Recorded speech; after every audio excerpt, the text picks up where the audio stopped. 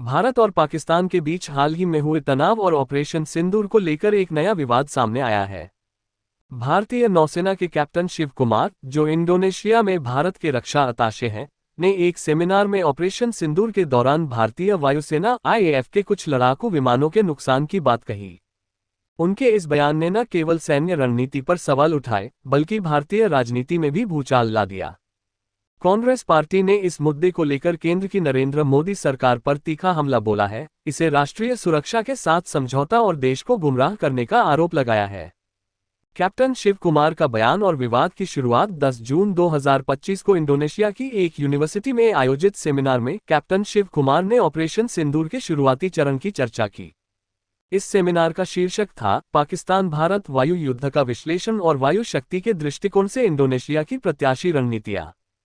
अपने भाषण में कैप्टन कुमार ने कहा कि 7 मई 2025 की रात को पाकिस्तान के आतंकी ठिकानों को निशाना बनाने के दौरान भारतीय वायुसेना ने कुछ लड़ाकू विमान खो दिए।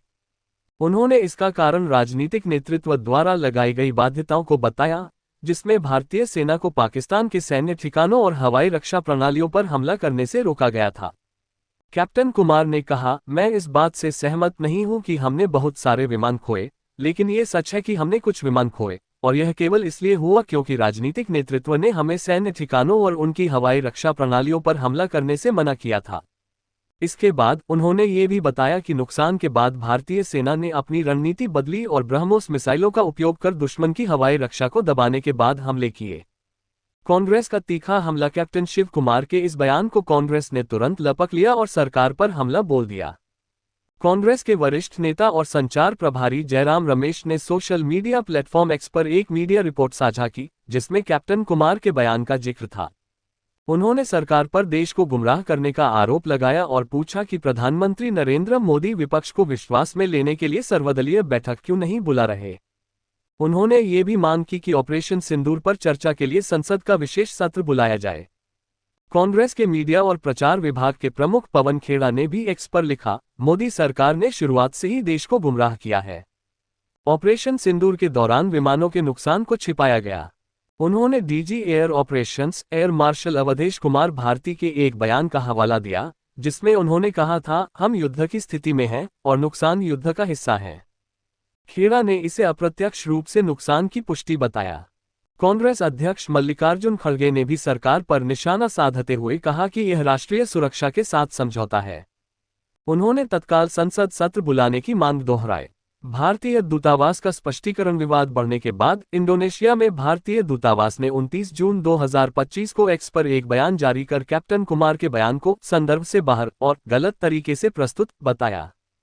दूतावास ने कहा कि कैप्टन कुमार ने केवल ये समझाने की कोशिश की थी कि भारतीय सशस्त्र बल नागरिक राजनीतिक नेतृत्व के अधीन काम करते हैं, जो कुछ पड़ोसी देशों से अलग है। दूतावास ने यह भी स्पष्ट किया कि ऑपरेशन सिंदूर का उद्देश्य आतंकी ढांचे को नष्ट करना था और भारत की प्रतिक्रिया गैर उत्तेजक थी। दूतावास ने कहा, मीडिया ने कैप्टन कुमार के बयान को गलत तरीके से प्रस्तुत किया है। उनकी प्रस्तुति का मुख्य उद्देश्य ऑपरेशन सिंदूर के दौरान भारत की रणनीति और आतंकवाद के खिलाफ कार्रवाई को स्पष्ट करना था।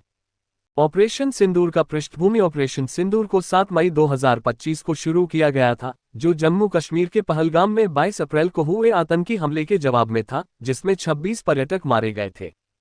इस ऑपरेशन में भारत ने पाकिस्तान और पाकिस्तान अधिकृत कश्मीर पॉक में आतंकी ठिकानों को निशाना बनाया। लंबी दूरी की मिसाइलों का उपयोग कर आतंकी ढांचे को नष्ट करने का दावा किया गया।